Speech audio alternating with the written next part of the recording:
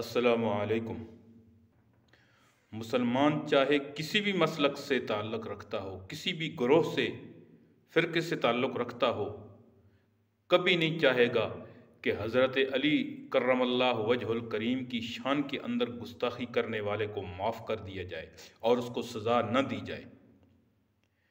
کوئی مسلمان یہ نہیں چاہے گا کہ حضرت فاطمۃ الزہرا رضی اللہ تعالی عنہا کی توہین کرنے والے کو 10 سال سزا اور لاکھوں روپے جرمانہ نہ کیا جائے۔ کوئی مسلمان بھی یہ کبھی نہیں چاہے گا کہ حضرات حسنین کریمین رضوان اللہ علیہم اجمعین کی شان کے اندر گستاخی کرنے والے کو معاف کر دیا جائے اور اس کو سزا نہ دی جائے، کبھی نہیں چاہے گا۔ تو پھر یہ کون لوگ ہیں جو اس بل کو ایشو بنا کر پاکستان کے حالات خراب کرنا چاہتے ہیں؟ سوچئے گا ضرور۔